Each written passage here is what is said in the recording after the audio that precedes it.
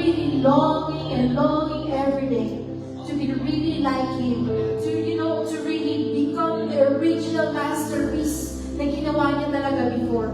The masterpiece that is not broken. The masterpiece na hindi yung, alam mo yun, yung sira-sira. No, we are not. Who can say that they are already perfect? Are you perfect? Can you say that you are already perfect? Hindi, di ba? We are being perfected. Habang lumalapit tayo, habang nagtitiwala tayo, as long as we come back to God whenever tuwing nagkakamali tayo, God is always welcome. God is always, with His arms stretched wide, ready to welcome every one of us. Kaya hindi totoo na pag nagkamali ka, nagkasala ka, kailangan hindi ka ba sa church? The devil is a liar. The devil doesn't want you. Ayaw ng kalaban na pumupunta ka ng church. Ayaw ng kalaban na nalili-church ka. Ayaw ng kalaban na nakukonflict ka, lalo pag gumagawa ka ng mali. Dahil ayaw niyang lumalapit tayo at bumabalik sa Panginoon. That's why, huwag mong isipin na pag ikaw ay nagkakamali, dapat hindi lalo ka dapat lumalayo. No. Dapat mas lalo tayong lumalapit. We are not perfect. Lahat tayo, hindi tayo perfecto.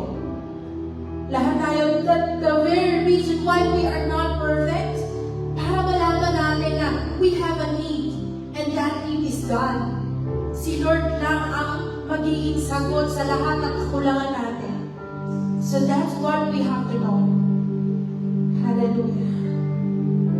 Ano ba, kapatid, ang pinagpapasalamat mo sa Panginoon? Ano ba yung nakikita mong ginawa ng Diyos sa buong maghapon, sa buong nakaraang linggo sa buhay mo? Maaaring nakalimutan mo magpasalamat sa Kanya. Maaaring pagdating dito sa kamulang naalala, kailangan mo palang magpasalamat sa Kanya. What are you thankful for the Lord?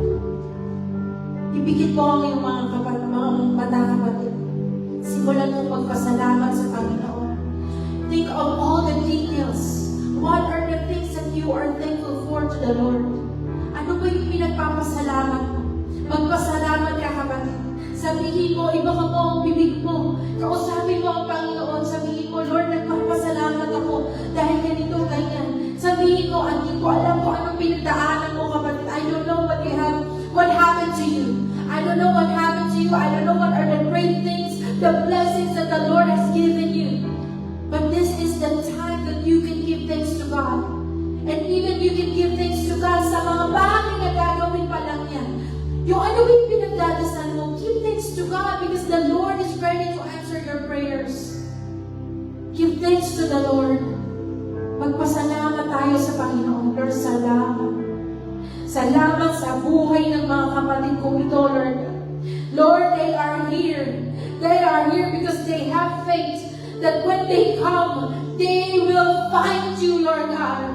Lord, sabi mo nga sa salita mo, Panginoon, na lalo na yung mga nagbibigatan, those who are heavily laden, lahat ng nakakaramdam that they are burdened, na napapagod sila, those who are weary and heavily laden, you said to them, you told them to come to you. Lord, they are here coming. Dumating sila, Panginoon, because maybe they want rest from you. They want joy and peace, Panginoon. Dahil ang mundong ito ay nagpapagulo ng buhay nila. Maaaring they cannot think clearly kung ano ba yung decision na gagawin nila sa buhay nila. Lord, give them peace, O God. Give them peace in their hearts. The joy that they need na nagmumula sa iyo, Panginoon. Lord, we are here. We are coming. We are weary and heavily laden, Lord God. And we want the rest that you are offering to us. Lord, sabi mo nga sa iyong salita, come to me, all of you who are tired and carrying heavy loads, and I will give you rest. Tanggapin mo, kapatid, ang kapahingahan na ibinibigay ng Panginoon. God is giving us, God is offering us the rest because we are here. Dumating tayo. Tinanggap natin yung invitation niya to come and I will give you rest.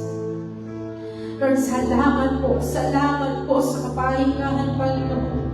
Tunay na wala nang masihigit pa sa kapahingahan na ibinibigay mo sa iyong mga anak. There is no safest place in this world kundi sa presensya mo lamang. Only in your presence we can find true peace. We can find true comfort. We can find true joy, Lord God. Only in your presence, only to you, only with you, oh God, we can truly find the perfect rest that we need. Lord, maraming salamat. Salamat po, Panginoon. Ikaw nga, Panginoon, ang may taas. Ikaw nga, Panginoon, ang tunay na mapapurihan, Lord God, sa aming kalagitnaan.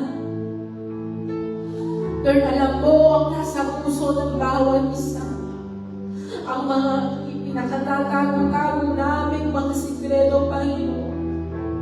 Walang lingid sa iyong harapan. There is nothing hidden to you, O God. Lord, search our hearts, O Lord God.